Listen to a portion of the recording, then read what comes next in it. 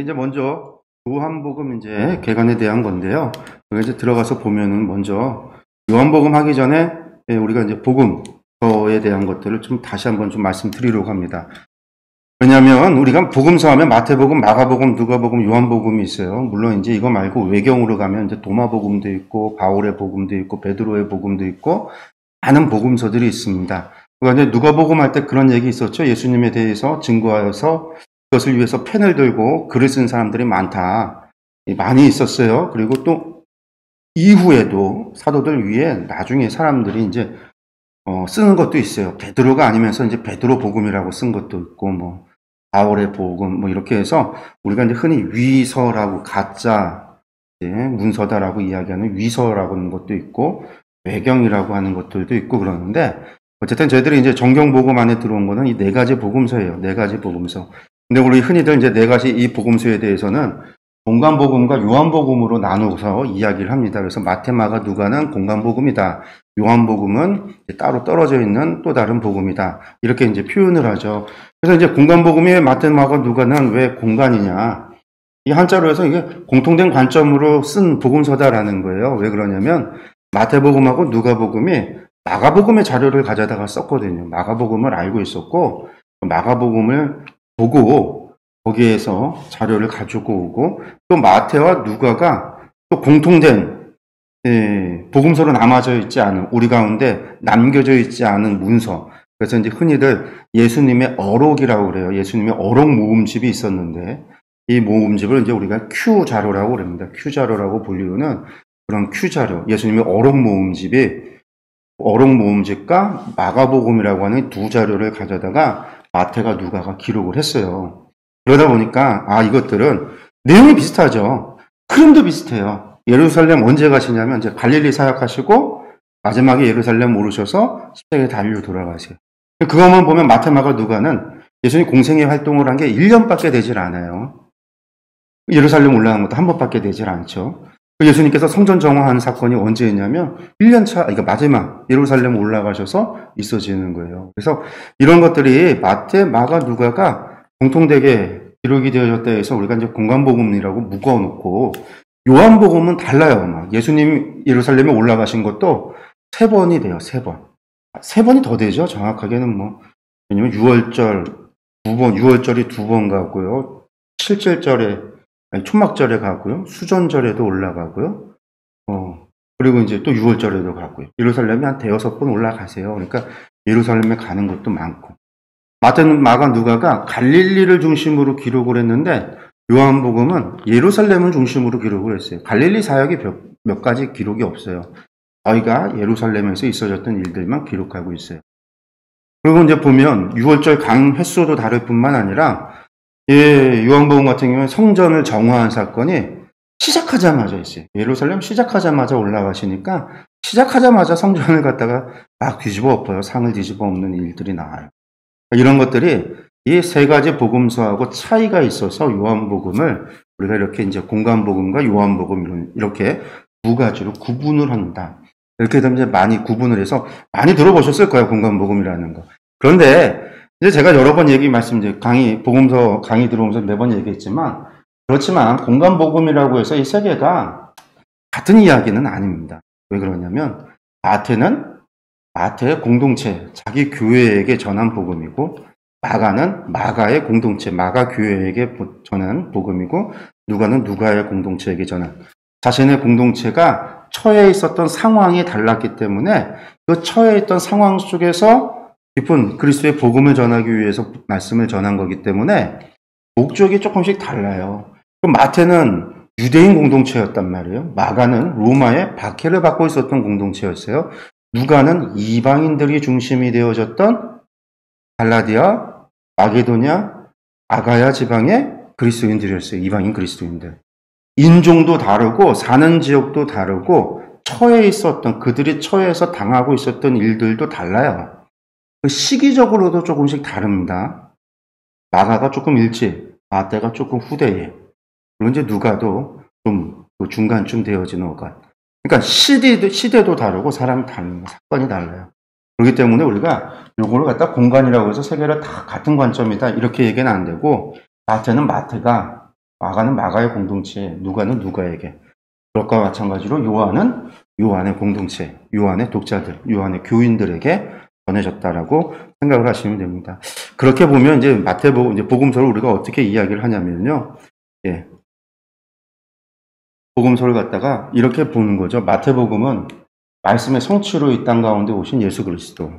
그래서 저희들이 했어요. 마태복음에는 구약 성경에 성취, 예수 그리스도 안에서 성취되어졌음을 이야기한다라고 그랬죠. 마가복음은요, 예수님의 순환과 고난받는 종으로 이 땅 가운데 오셨다라는 거예요. 그래서 예수님께서 이 땅 가운데 오셔서 예수님의 그리스도의 사역이 무엇이냐, 그리스도가 하는 일이 이 땅에서 로마 제국을 물리치고 이스라엘의 나라를 독립하고 막 이런 것이 예수님이 하시는 메시아의 일이 아니라 고난받고 십자가에 달려 돌아가시는 것. 우리의 죄를 대신해서 우리의 제물이 되어지는 예수 그리스도, 고난받는 종. 이것이 이제 마가복음이 증언하는 그리스도의 모습이었고, 누가복음은 제가 이제 9주 동안 반복했죠. 온 세상에 구세주로 오신, 구원으로 오신 주님, 그리스도. 그래서 이제 주님이, 그 예수님이 구원이에요. 온 세상, 유대인들만이 아니라 이스라엘 사람들만이 아니라 모든 이방인들, 소외된 과부들, 고아들, 세리들, 이방인들, 할 것 없이 모든 사람들에게 구세주, 구원으로 오신 예수 그리스도를 누가복음이 증거했다라는 말씀을 드렸어요. 그럼 이제 마지막에 요한복음은 뭐냐? 요한복음은요, 예수님은 누구시다? 말씀이 육신이 되어 우리 가운데 오신 분이시다. 다른 말로 얘기해서 이제 요한복음에서는 예수님을 어떻게 고백을 하냐면 하나님의 아들입니다가 아니에요. 예수님은 나의 하나님이십니다 라고 고백이 돼요.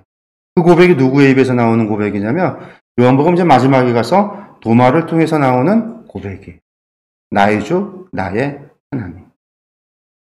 왜냐면 하나님의 아들입니다, 신의 아들이다 라고 하는 표현은요, 당시에 왕들도 사용했어요. 왕들도.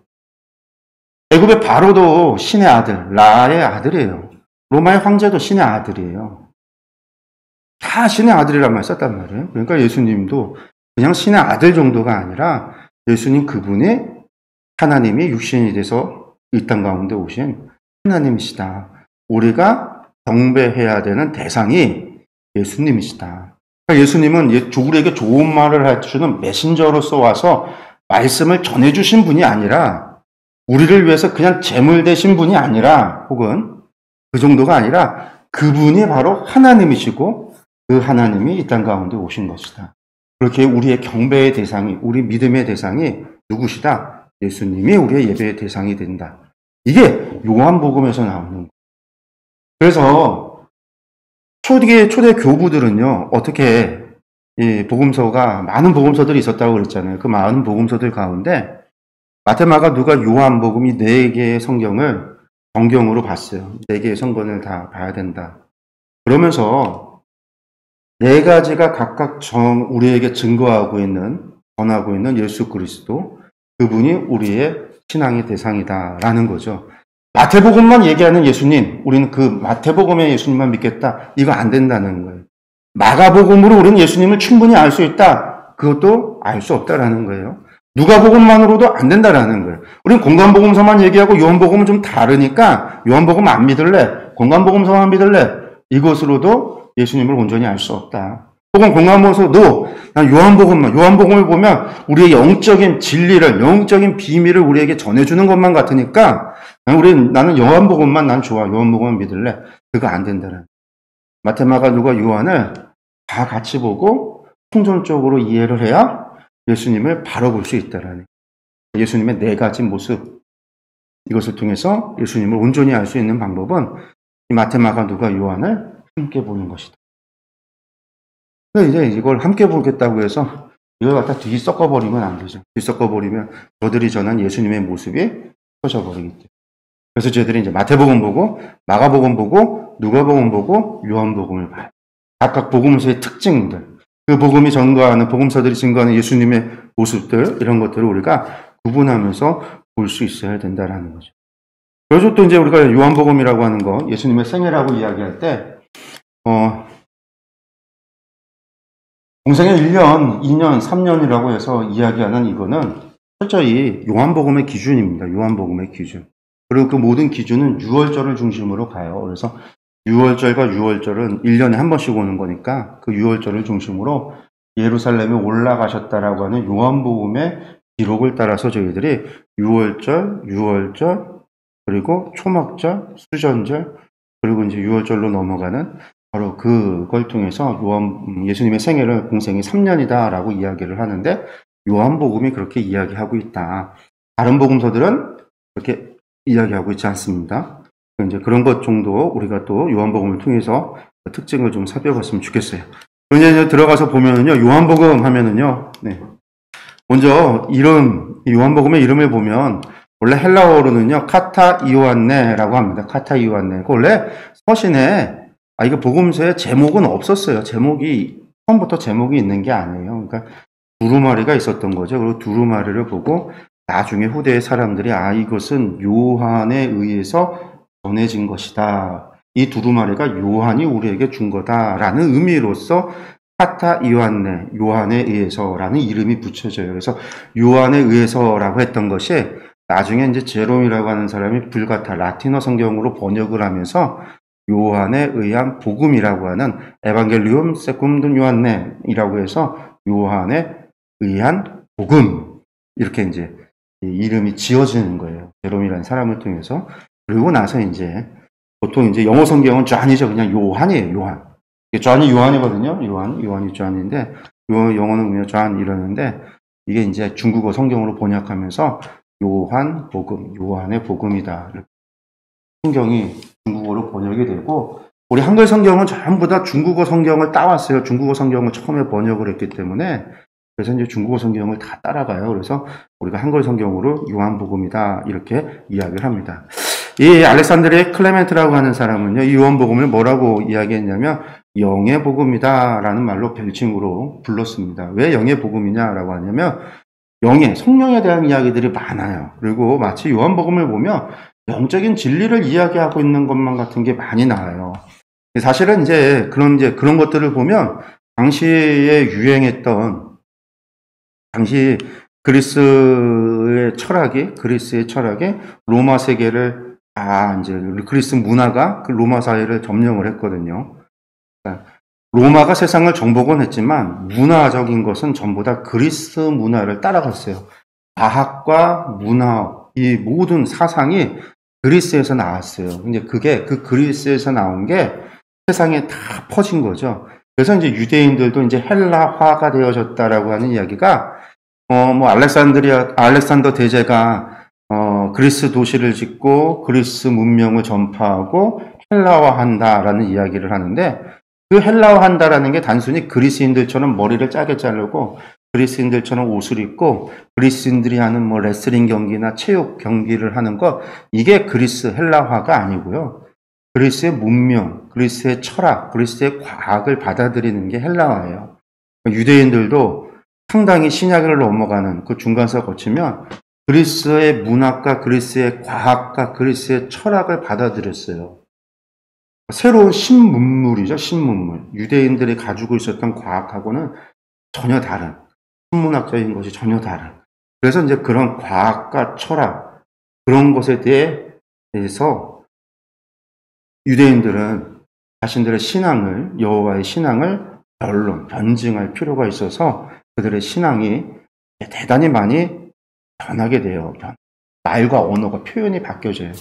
마치 이제 구약 성경에 나오는 하나님이 신약에서 나오는 하나님의 모습과 달라지게 되는 원인 가운데 하나가 하나님에 대한 묘사와 풀이가 설명이 그런 과학과 문학 때문에 그래요. 이건 마치 우리도 마찬가지죠. 옛날에 이제 천동설에서 지동설로 바뀔 때 과학이 바뀌니까 세상엔 지구가 중심이고 천지가 이게 별이 돈다고 그랬어요. 이 천동설이 나온 게 그리스에서 나온 거거든요. 이 BC 한 6세기, 4세기 막 전후로 해서 천동설이 나왔거든요. 근데 천동설이 아니라 지구가 움직인다는 지동설이 나온 거잖아요. 근대에 와서 코페르니쿠스에서 지동설이 나오잖아요. 그러고 나니까 지동설인 세상에서 하나님이 누구신가, 교회는 뭔가, 성경에 대해서 전에 얘기했던 것들이 공격을 받게 되는 거예요. 또 다윈에 의해서 진화론이 나오잖아요. 과학이 진화를 얘기하니까 교회는 진화에 대한 입장 표명이 있어야 되고 진화론에 대한 변증이 있어야 되는 거예요. 그래서 이제 그것 때문에 아직까지도 이 진화론과 창조론에 대한 첨예한 대립이 교회 안에 창조론에 대한 것이 정립이 아직도 안 돼 있어요, 사실은. 창조과학계 사람들이 얘기하는 거, 성사학자들이, 뭐 보수적인 사람들이, 진보적인 사람들이 얘기하는 게 이게 지금 다 정리, 그런 노력들이 어떻게 정리해 나가는가.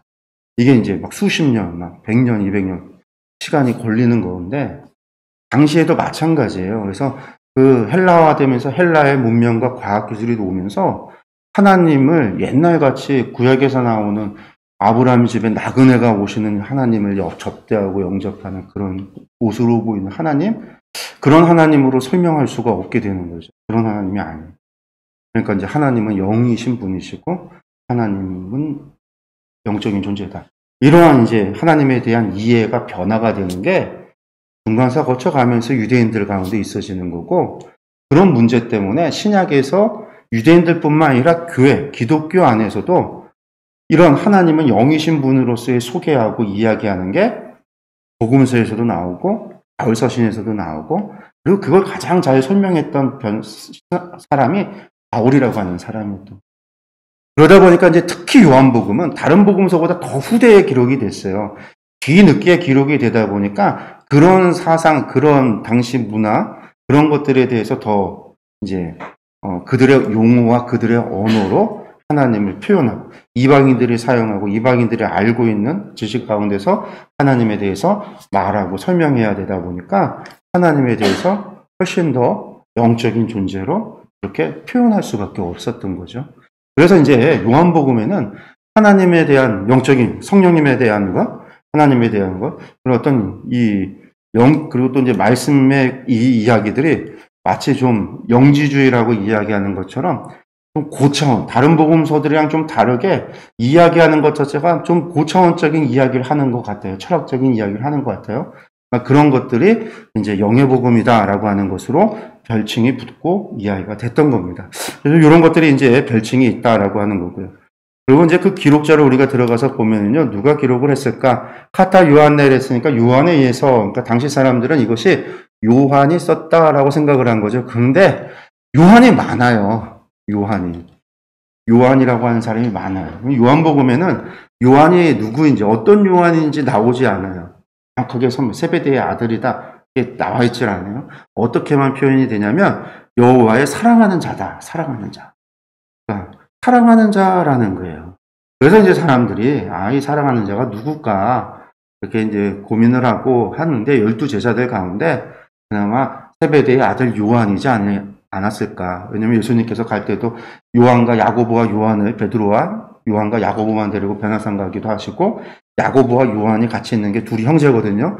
같이 있는 거 보니까 이 요한이 아마 형제 요한일 것이다. 그래서 우리가 이 요한복음의 기록자를 12사도 가운데 세베대의 아들 야고보의 형제 요한으로 본 거예요. 당시 요한이 나이가 가장 어렸어요. 그래서 12사도들 가운데서도 나이가 가장 어린 막내에 속했다라고 이야기를 해요. 근데 이 사람은 어떤 사람이냐면 우리의 아들이다, 뭐 이렇게 이야기를 해요. 보아느게라고도 할 정도로 좀 적극적이고 급하고 불같은 성격, 나이는 어린데 혈기가 왕성했었던 거죠. 근데 나중에 사랑의 사도로 불리게 된다라고 이야기를 하고요. 사도로 택하심을 받은 12제자 가운데 한 사람이죠. 예수의 사랑하시는 그 제자라고 하는 표현이 21장 20절과 23절에 보면 두 번에 걸쳐서 나옵니다. 그리고 이제 그러니까 흔히 요한 1, 2, 3서와 요한계시록을 기록한 사람도 이 요한일 것이다 라고 생각을 해요. 근데 요한 1, 2, 3서하고 요한계시록에 보면 여기서 또 요한에 대한 호칭이 달라요. 여기서 이제 요한복음에서는 사랑하는 제자 뭐 이렇게 표현을 했는데, 여기서는 장로 요한이라고 해요. 원래 사도 요한하고 장로하고는 다릅니다. 장로라는 건 단지 교회 안에서 나이가 많은 사람을 장로라고 불렀어요. 그러니까 우리식으로 교회 안에 장로는 성도들 가운데서 투표하고 막 그래갖고서는 가장 이제 교회에 열심히 있는 사람이 나이가 있고 어느 정도 위치에 서면 집사, 권사 하고 나서도 이제 그렇게 장로가 직임을 받잖아요. 그런 장로가 아니에요. 그냥 나이가 많으면 교회에서 나이가 많은 사람을, 집안에서 나이가 많은, 마을에서 나이가 많은, 지파에서 나이가 많은, 이 나이가 많은 사람을 장로라고 한 거예요.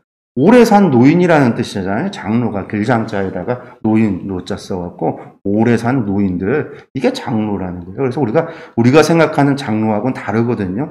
교회 안에서도 장로라고 하는 의미가 처음에는 다 오래 산 사람들에 대한 경외함, 존경의 의미를 가지고 장로라고 한 건데, 요한 1, 2, 3서도 장로 요한이에요. 요한계시록 장로 요한이지 사도 요한이라고 표현을 안 해요. 왜 사도 요한이라고 안 하고 왜 장로라고 표현을 하냐. 그러니까 이제 요한 1, 2, 3서 요한계시록은 이게 사도 요한이 쓴 게 아니라 또 다른 요한이다, 뭐 이렇게 이야기하는 사람들도 많아요. 그런데 대체적으로 저희들이 이제 전통적으로 가장 많이 지지를 받는 거는 요한 1, 2, 3서 요한계시록이 전부 다 사도 요한이 기록을 했다라고 보는 거죠. 그렇기 때문에 이제 반모섬에서 유배되었다가 나중에 풀려난 사람이고, 12제자 가운데 유일하게 자연사로 생을 마쳤던 사람이 이 사람입니다. 다른 사람들은 다 순교당했어요. 12제자 가운데 다 순교를 당했어요. 야고보, 그 형제 야고보가 제일 먼저 순교를 당했고, 다른 사람들 뭐 베드로도 로마에서 순교당했고 뭐 전부 다 순교를 당했는데, 요한은 순교를 안 당했어요. 순교를 피해 다닌 게 아니라 도미티아누스 황제가 이제 요한을 잡아다가 죽이려고 하는데 죽일 수가 없는 거예요. 불 속에 넣어도 타 죽질 않고, 동물로 잡아먹으려고 넣어도 잡아먹질 않고, 요한은 수단과 방법을 해서 요한을 죽이려고 하는데 죽이실 수가 없는 거예요. 그러니까 이제 요한에 대한 두려움이 너무 커서 사람 같지가 않은 거죠. 불 속에 넣는데 살아있으니까, 안 타 죽으니까 얼마나 놀랐겠어요. 귀신인가. 그러니까 도미티아누스가 너무나 요한이 두려워서 유배를 시킨 거죠. 에베소 바다 건너편에 있는 반모라고 하는 섬, 채석장, 돌을 캐서 대리석을 캐서 건축을 하는데 사용하는 대리석을 캐는 섬인데, 그 섬에다가 유배를 시켜버렸어요. 근데 거기서도 안 죽죠. 도미티아누스 황제가 먼저 죽어요. 먼저 죽고 나니까 유배에서 풀려나요. 그러고 나서 자연사 했다고 그래요. 그래서 이제 순교하지 않고 요한은 죽게 됩니다. 어쨌든 이제 그 사람이 요한이다라고 우리가 이야기합니다. 뭐 처음에는 뭐 요한도 그런 욕심이 있었잖아요. 야고보와 함께 예수님 오른편에 좌편에 함께 해주십시오. 또 어머니가 나와서 치맛바람 흔들면서 예수님 앞에 청탁을 하던 그 집안이에요. 그 집안. 거기다가 이 요한이라고 하는 사람은요, 하여튼 뭐 그러다 보니까 무슨 문제가 있어요. 그러니까 저희가 보면은 이 집안이, 요한의 집안이요, 대제사장하고 예수님 재판에서 죽이려고 했었던 그 제사장, 그 제사장 집안하고 연줄이 있는 집안이에요. 그러니까 요한의 집안은 어느 정도 타는 거죠. 가문적으로도 좀 연줄이, 대제사장하고 안나스 그 계보하고 연줄이 있었던 집안이에요. 그러니까 아마 그런 치맛바람도 흔들었던 것 같아요.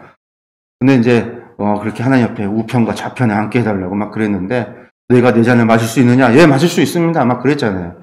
야고보는 가장 먼저 순교를 했고, 요한은 마지막까지 순교를 못했고, 뿐만 아니라 요한은 타협을 못했어요. 왜냐면 예수님 돌아갔을 때 마리아, 어머니요, 아들입니다. 그래서 사랑하는 자, 제자에게 어머니 마리아를 맡기니까, 요한이 우리가 사도행전 보면 베드로를 따라서 사마리아도 내려가고 갔다 오지만 그 뒤로는 같이 있질 않아요. 베드로가 전도 여행 떠나서 나중에 로마까지 갈 때 갑바도기아 본도 아시아 지역을 거쳐서 고린도 로마로 가게 될 때 요한이 같이 안 가요. 왜 같이 안 가냐면 어머니 마리아를 모셔야 됐기 때문에. 예수님의 어머니 마리아를 모셔야 됐기 때문에. 친자식들은 어디 갔는지 모르겠고요. 그럼 친자식 중에 하나는 이제 예루살렘에서 장로가 됐던 야고보가 있긴 하지만 요한이 모셔요. 그래서 요한은 마리아 모시고 있느라고 선교를 못 나가. 그리고 들려오는 소식에 사도들 한 명 한 명이 순교한다는 소식을 들어요. 그래서 요한이 나는 사도도 아닌가 보다 이랬다는 거예요. 자기도 나가서 복음 전하다가 순교를 당해야 되는데, 나도 주의 복음 전하러 나가야 되는데 이거 어머니만 모시고 있어야 되니까 답답한 거예요. 이 혈기왕성했던 제자가. 야망도 좀 있었던 사람이기도 하고 막 그런데 어머니만 모시고 있자니. 근데 나중에 후에 마리아가 죽고 나서 요한이 순교를 갔다라는 거예요. 그래서 이제 에베소에서 복음을 전하는. 사도 요한이 활동했던 당시에는 사도들은 다 순교 당했을 때 거의 순교 당하고 사도 요한만이 사도로서는 1세대 사도로는 뭐 요한만이 유일하게 남아 있었다. 그렇게도 이야기를 합니다. 그래서 에베소에서 제자들을 키우고 했었던 것으로 이제 여겨지고 있습니다. 그런데 요한복음의 배경을 들어가서 보면은요, 70년 전후에서 사도들이 순교로 다 죽죠. 많은 사람들이 죽어요. 그리고 이제 교회가 예루살렘 교회는 70년에 멸망하잖아요. 멸망하고 나서 많은 유대인 기독교인들이 어디로 피신을 가냐면요, 시리아 안디옥으로 가요. 시리아 안디옥은 어디냐면 바울 사도를 바나바와 바울을 파송했던 교회가 시리아 안디옥인데, 그 시리아 안디옥으로 많은 유대인들이 도망을 피신을 가서 그곳에 정착해서 그곳에서 신앙생활을 해요.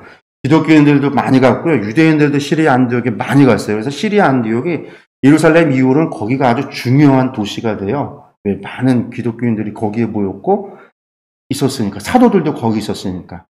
마태복음이 기록될 때 마태복음이 어디서 기록됐느냐라고 할 때 많은 사람들은 이 시리아에서 기록됐을 거다. 시리아 안디옥에서 기록됐을 거다. 그렇게도 이야기를 해요. 그 정도로 사도도 있었고 기독교인도 많았어요.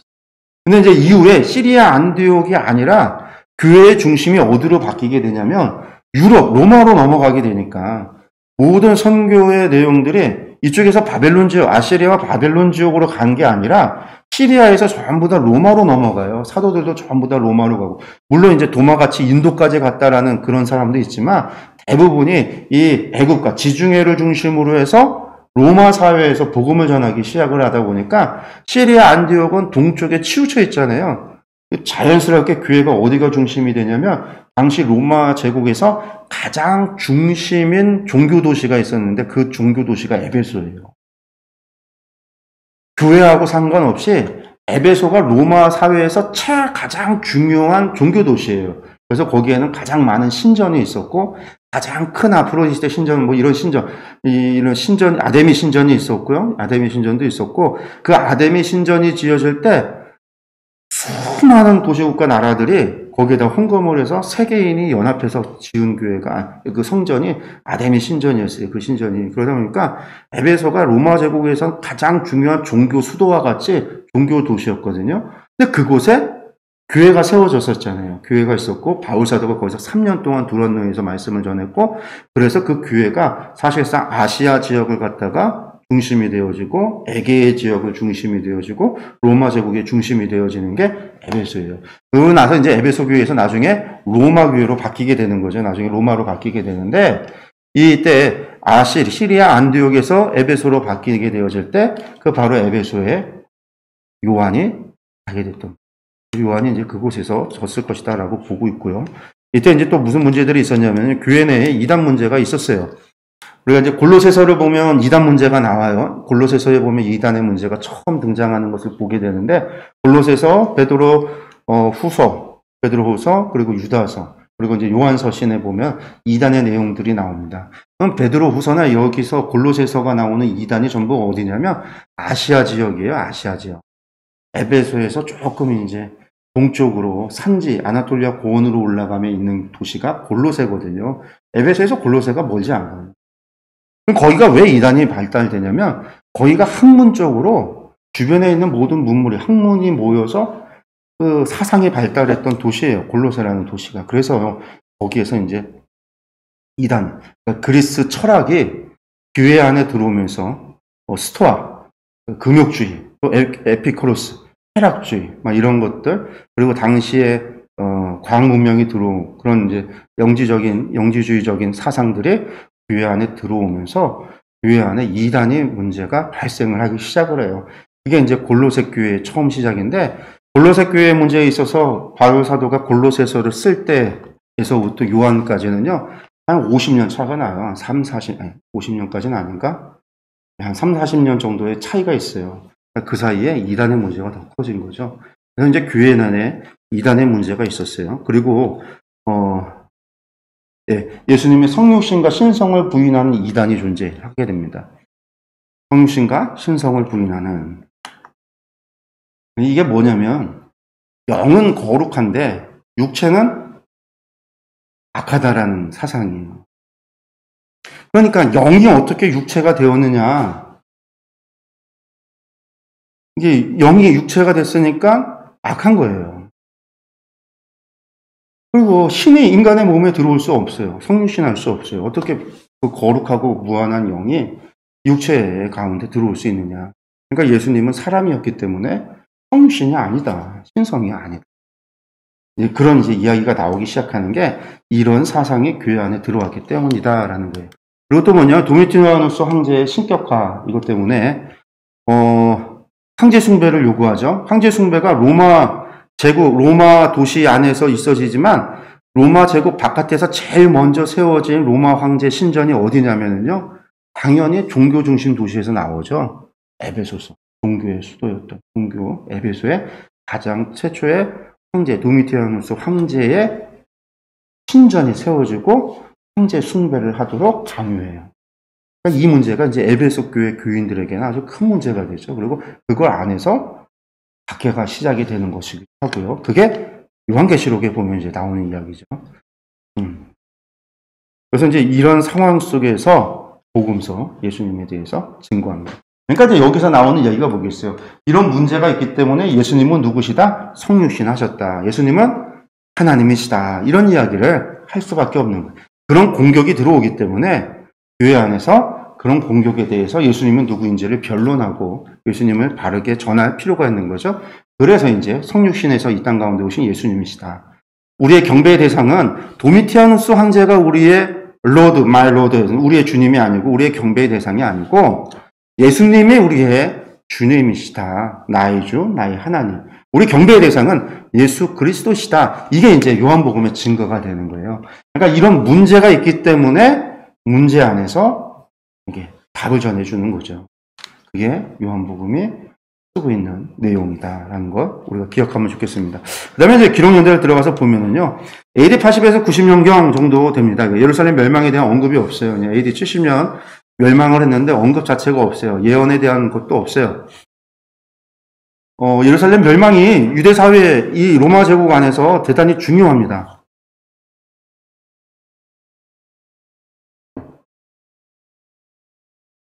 왜 중요할까요? 제일 성전이었던 솔로몬의 성전이 BC 586년에 멸망을 해요. 그 멸망했던 그 성전 때문에 이스라엘 사람들한테 어떤 큰 변화가 있어지냐면요, 하나님의 말씀대로 멸망했다라는 것이 하나님이 살아계심의 증거도 되고요. 또 뭐가 되냐면 누가 진짜 선지자고 누가 가짜 선지자인지가 다 드러났어요. 멸망 오지 않는다, 평화, 평화, 평강이다 라고 외쳤던 거짓 선지자들이 이것들이 다 가짜였고, 그렇게 멸망을 외치고 자신들이 돌로 쳐서 죽였던 선지자들이 그들이 진짜 선지자였구나라는 걸 알게 된 거예요. 그러니까 그 선지자들이 전했던 그들의 예언, 그것을 기록해놨던 예언문서, 혹은 그것을 암송해서 구전으로 전파됐던 예언문서들이 하나님의 말씀이었구나라는 것을 깨닫게 되는 거죠. 그래서 예루살렘 멸망 이후에 성경이라고 하는 것들이 이제 모세 5경을 제외한 성경들, 우리가 이제 네베임이라고 하는 예언서 문서들이 그때 쓰여지기 시작하는 거예요. 이거 이사야가 얘기했던 거, 그래 이거야. 외우고 구전 전해왔던 거 우리 다 기억해. 이게 하나님의 말씀. 에스겔 선지자가 우리에게 전해줬던 거, 남겨진 두루마리가 있네. 그래 이거 잘 보관해야 돼. 이거 우리 사본으로 만들자. 써야 돼. 막 그래서 멸망에서 바벨론 포로로 끌려가고 나서 거기서 뭐가 쓰여지기 시작하냐면요, 이 사본들이 막 쓰여지기 시작해요. 그게 처음으로 아람어로 기록된 바벨론 탈굼이라는 거예요. 예수님 시대 때 예루살렘이 또 멸망했잖아요. 70년에. 이 사건 때문에 무슨 일이 있게 돼요? 예수님께서 예루살렘 멸망한다고 예언하셨잖아요. 말씀하셨잖아요. 예수님의 죽으심과 부활에 대해서 증거하는데, 죽으심과 부활을 듣는 사람들이 그래 예수님 죽었고 부활하셨구나, 정말 주님이구나, 그렇게 막 믿는 사람도 있겠지만, 말도 안 돼라고 이야기하는 사람들도 있지만, 그들에게 보여졌던 증거 가운데 하나가 무엇이었냐면 예루살렘의 멸망. 예수님께서 예언했던 대로 돌 위에 돌 하나 남지 않고 다 무너지리라. 아무도 그게 무너질 거라고 생각하지 않았어요. 헤롯이 예루살렘을 증축했을 때 로마 제국 안에서 이 성전은요, 어마어마하게 귀중한, 그들에게는 귀중한 신전이에요. 로마 제국 안에서도요. 그래서 티도가 예루살렘 멸망시켰을 때 성전에 손대지 말라고 그랬어요. 로마 장군이요. 근데 그 이름 없는 병사 하나가 불질러 갖고 다 태워버린 거예요.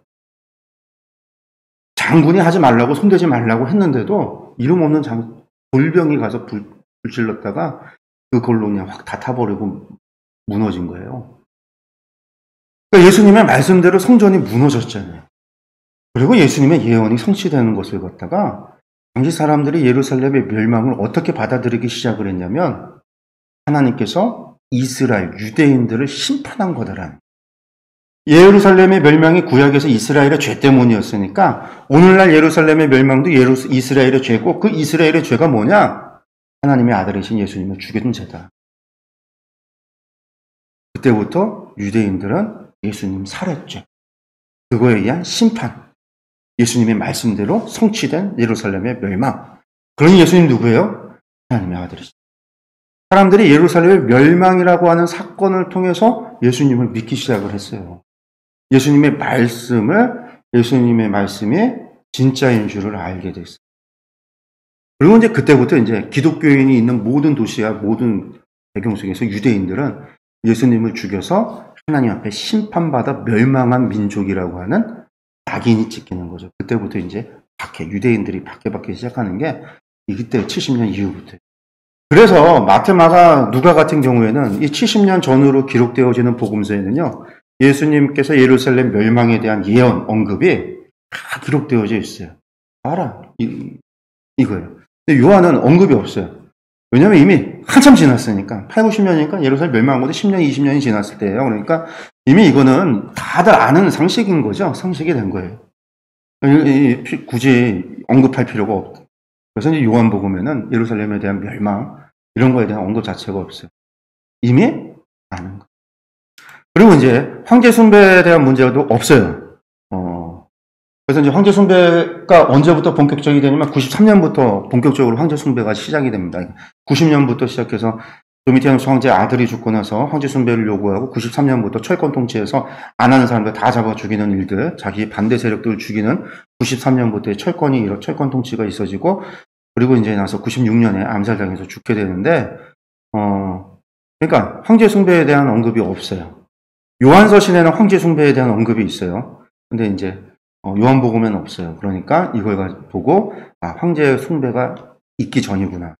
아직 시작은 안 됐고 라고 해서 90년 이전.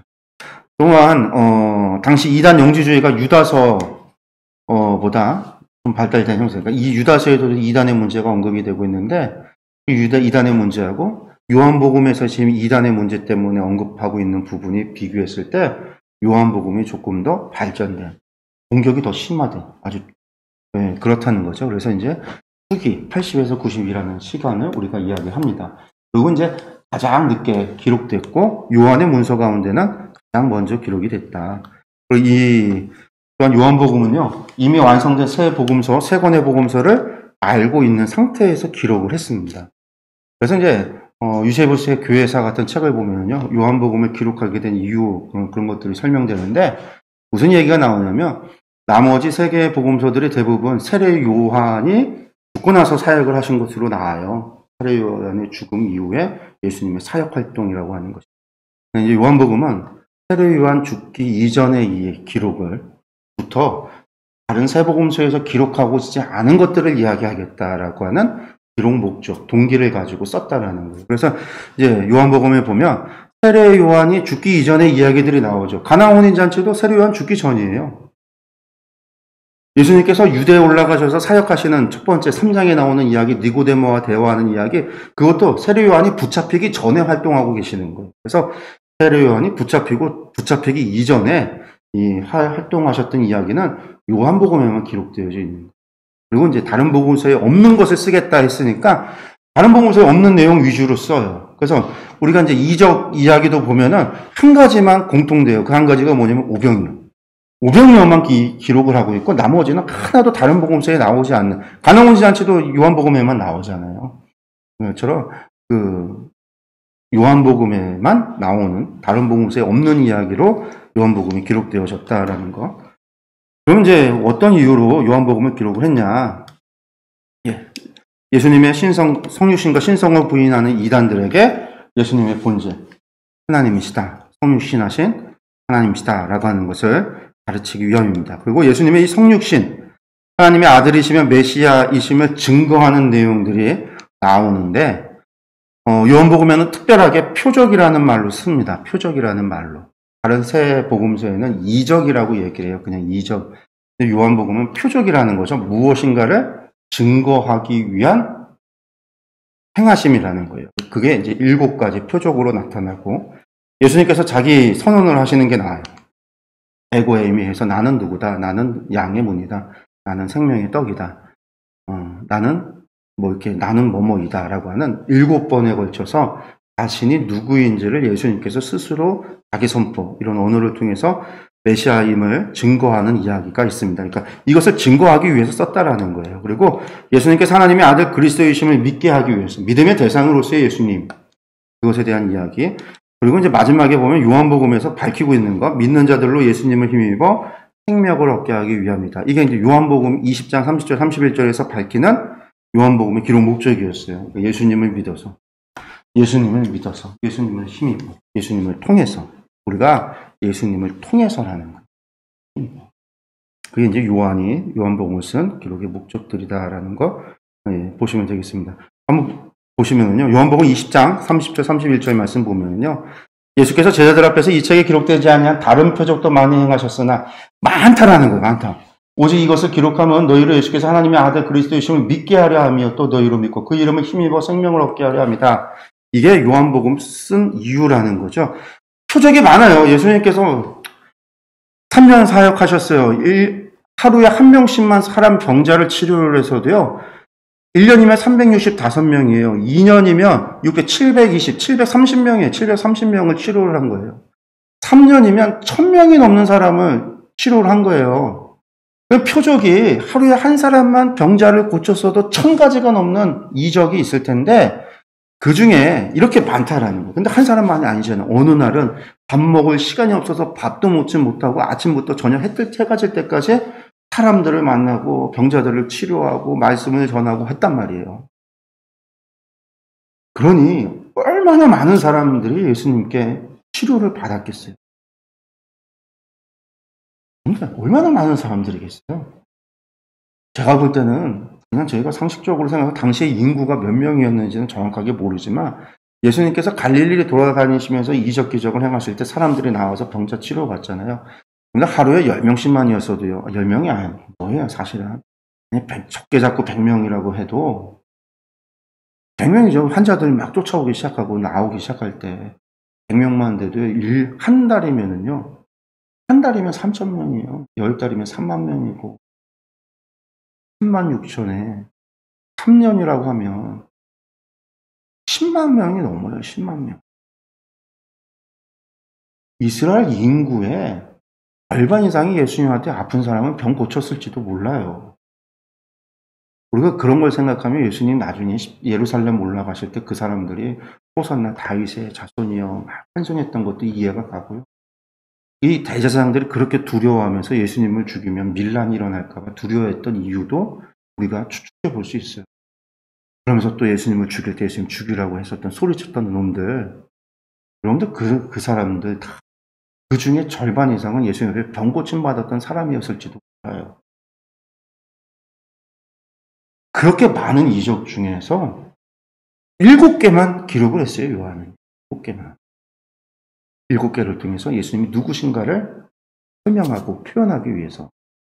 그러면서 그렇게 기록한 이유가 뭐냐면 하나님의 아들 그리스도시다라는 걸 예수님께서 하나님의 아들이고 그리스도이시다라는 것을 믿게 하기 위함이고, 그리고 그 믿음으로 그 예수님의 이름을 힘입어 생명을 얻게 하려고, 예수님을 통해서 생명을 얻게 하려고 내가 이거 기록을 하는 거다라는 거죠.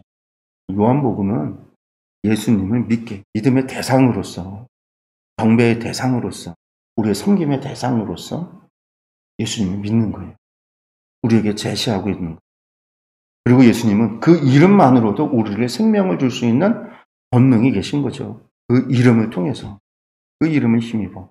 이게 요한이 증거하고 있는 예수 그리스도시다라는.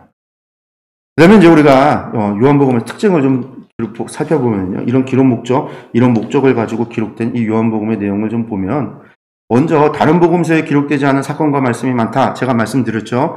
세례 요한이 붙잡히기 이전의 기록을 기록하고 있고 또 다른 복음서가 기록하지 않고 있는 것들을 이야기하려고 한다. 전하려고 한다. 그게 이제 요한복음이 후대 맨 나중에 기록됐기 때문에 자료들을 알고 있었고 마태, 마가, 누가복음을 알고 있었기 때문에 중복을 피하려고 그렇게 했다라는 거예요. 그리고 이제 예루살렘 사역에 초점이 맞춰져요. 마태, 마가, 누가가 다 갈릴리 사역이 중심이에요. 그러니까 갈릴리 사역에 대해서는 충분히 이야기가 됐으니까 할 얘기가 없죠. 근데 반면에 마태, 마가, 누가는 예루살렘 이야기가 없어요. 그러니까 예루살렘 중심으로 이야기를 했다라는 거예요. 마지막 공생의 마지막에 있어지는 그 순환 절기도 마찬가지예요. 그리고 누가복음 봤지만 월요일날, 화요일날, 수요일날, 목요일날, 금요일날 이렇게 시간별로 이렇게 가잖아요. 진행이 가는데 요한복음은 그런 게 없어요. 그냥 갑자기 이제 붙잡히기 전날 13장부터 17장까지 대단히 긴 그 분량을 차지하고 있는데 순환 얘기 앞에 뭐 입장부터 시작해서 주일날, 월요일날, 화요일날, 수요일날 이런 얘기 없이 그냥 바로 그냥 죽기 전날 바로 그 저녁에 반찬 식사하고 있는 자리에 있어졌던 이야기들만 그냥 엄청 길게 기록을 하고 있는 거죠. 그런 부분에 있어서도 큰 차이가 있습니다. 또 하나, 이적을 표적으로 부른다. 아까도 말씀드렸죠. 나머지는 다 그냥 이적이에요. 예수님께서 이런 이적을 행했다라고 하는데 요한만 헬라어도 달라요. 하여튼 표적이라고 부릅니다. 예수님을 믿게 하기 위한 표적이라는 거예요. 표적. 7가지가 물을 포도주로 만드는 거, 왕의 신하의 병을 고친 거, 38년 된 병자를 고친 거, 오병이어로 5,000명을 먹이신 사건, 무리를 걸으신 사건, 나을 때부터 소경된 자를 고친 거, 죽은 지 나흘 된 나사로를 살리신 사건. 이 7가지가 표적이었다라는 거예요. 그리고 이제 아까도 말씀드렸지만 7가지의 자기 선언, 나는 뭐뭐이다. 예수님께서 스스로 내가 누구이다 라고 말한 거죠. 나는 생명의 떡이다. 나는 세상의 빛이다. 나는 양의 문이다. 나는 선한 목자다. 나는 부활이요 생명이다. 나는 길이요 진리요 생명이다. 나는 참 포도나무다. 나는 누구다 라고 하는 예수님에 관한 이야기들, 이런 것들이 전부 다 요한복음이 가지고 있는 특징이에요. 그리고 성령에 관한 교훈이 많아서 성령복음, 영의 복음이다 라고도 그랬습니다. 성령에 관한 교훈이 요한복음에 많이 나오고 있습니다. 그리고 이제 언어용법상 강론, 설교라고 이야기하는데 강론의 형식을 취해요. 마태, 마가, 누가는요 대부분 비유예요. 예수님 무슨 설교보다는 비유가 많아요. 그러니까 우리가 산상수훈에서 산에서 하신 말씀하지만 산상수훈조차도 비유가 많아요. 비유가 간단한 말씀 짧게 연결 합쳐진 그런 것들이 많은데 요한복음은 그런 것보다는 강론, 풀어서 설명을 하시는 그런 형식을 취한 것이 많이 나옵니다. 그리고 이제 하나님과의 관계, 예수님 자신에 관한 거, 영생 이런 것들에 초점이 맞춰져 있고, 그리고 이제 중요한 거, 요한복음은 삶의 모든 기준은 사랑이다.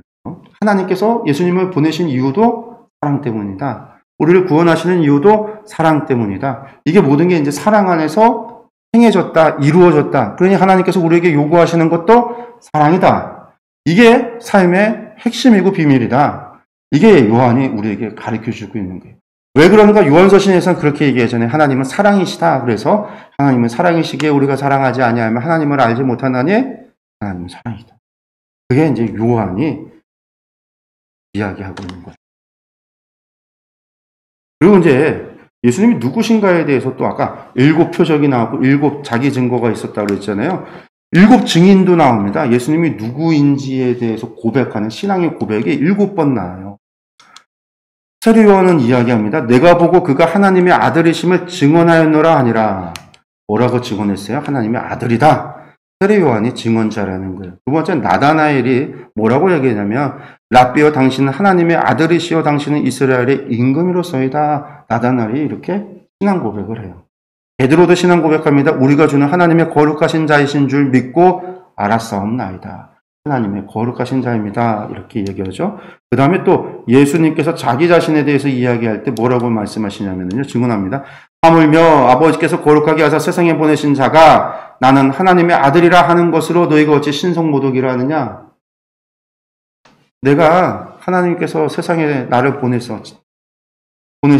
자가 내가 하나님 앞에 보냄 받아서 나는 하나님의 아들이라고 얘기했는데 이게 어떻게 신성모독이냐. 나는 뭐예요? 하나님께서 보냄받은 나는 하나님의 아들이다라는 거죠.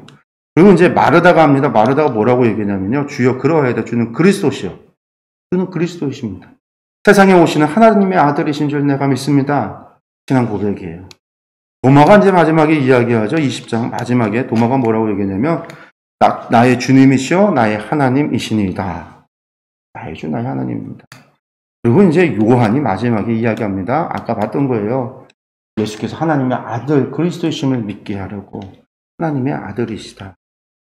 예수님에 대한 신앙의 고백 7번에 걸친 7사람에 의한 신앙의 고백이다라고 하는 것이 요한복음 안에 담겨 있는 겁니다.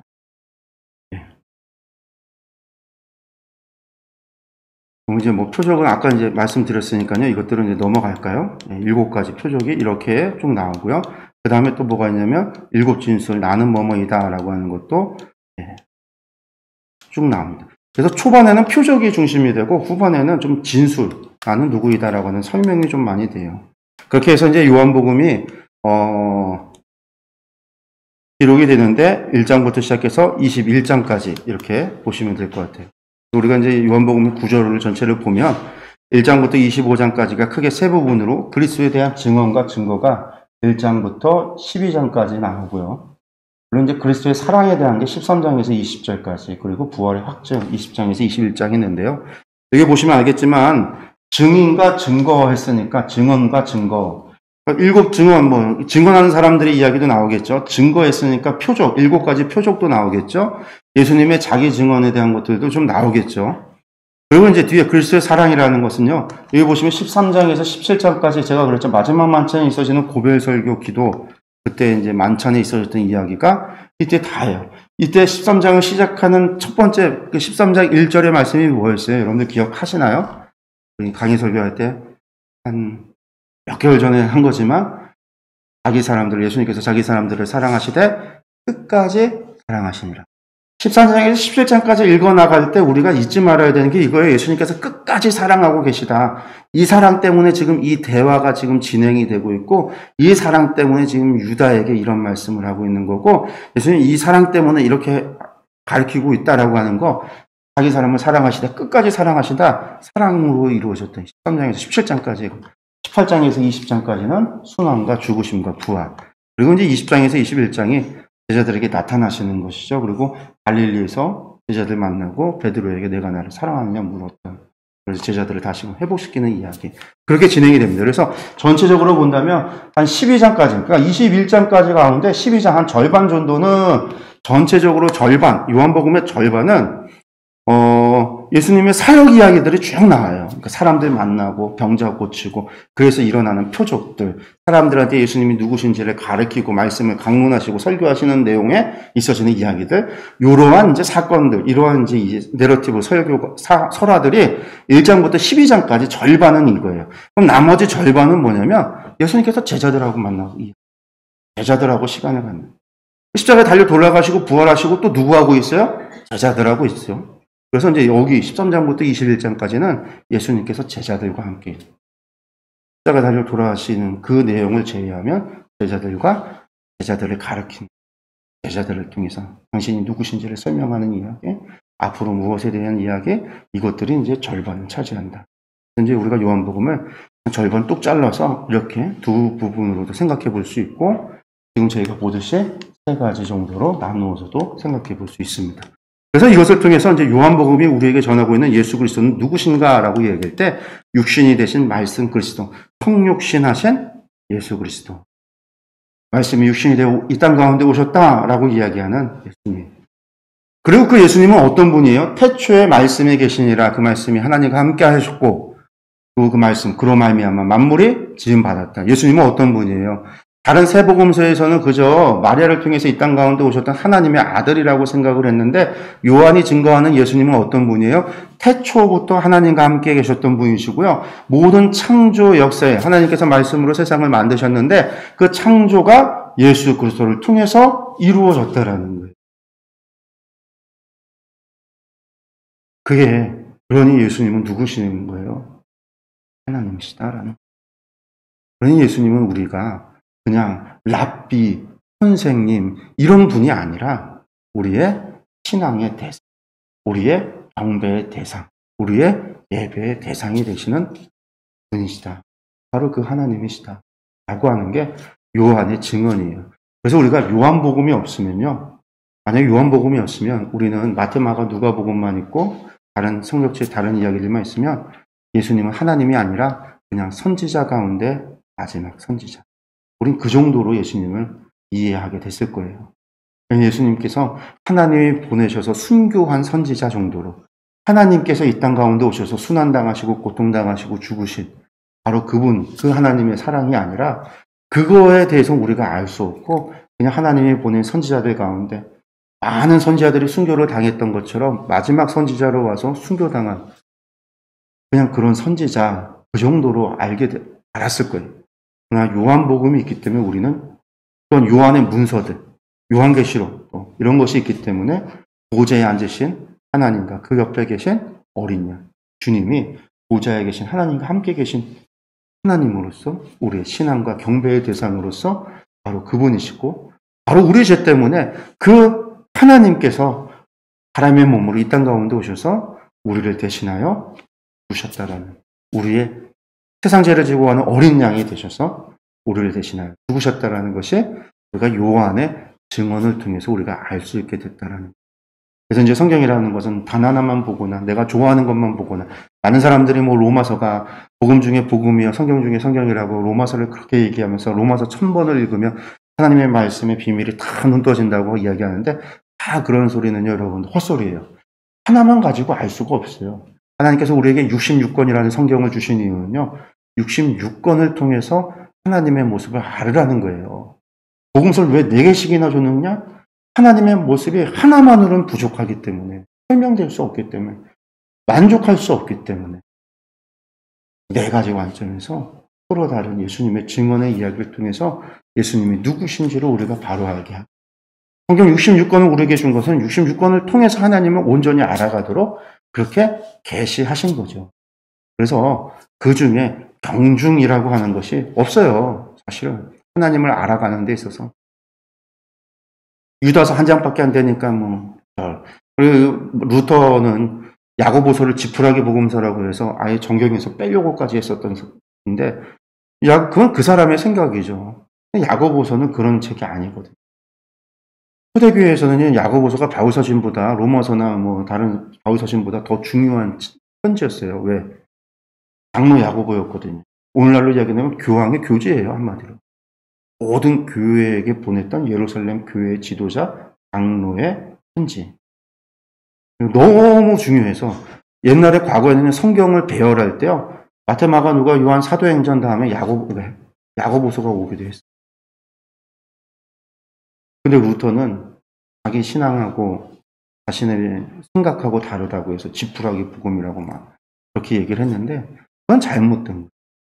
성경 66권이 우리에게 준 거는 성경의 경중이라고 하는 것은 물론 우리가 보다 보면 중요한 게 있죠. 레위기처럼 성경을 이해하는데 중요한 핵심이 되는 레위기, 거룩을 우리에게 알려주는 정함과 부정을 알려주고 모든 원리를 설명해주는 레위기 같은 책도 있고 하나님의 창조를 우리에게 죄의 타락을 얘기해주는 창세기처럼 중요한 것도 있고 예수님의 이 사역을 얘기하는 복음서처럼 우리가 이제 중요하다라고 이야기하지만 그런 의미 우리가 그런 의미에서 중요할 수 있지만 하나님을 알아가는 데 있어서 중요하지 않은 책은 아무것도 없다.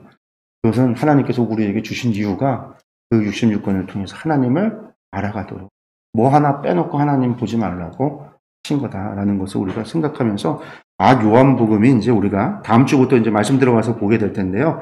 요한복음이 이러한 특징, 오늘 함께 나눴던 바로 그런 특징, 그런 배경 속에서 주어졌고 거기에서 우리에게 증언하고 있는 것은 예수님을 우리에게 하나님으로서 소개하고 있고 예수님을 바로 말씀이 육신이 되신 하나님, 바로 메시아, 그리스도로 우리에게 신앙의 대상으로 그래서 예수 그리스도를 통해서 우리가 생명을 얻도록 주어진 것이구나 라는 사실을 기억하시면서 저희들 요한복음 봤으면 좋겠습니다.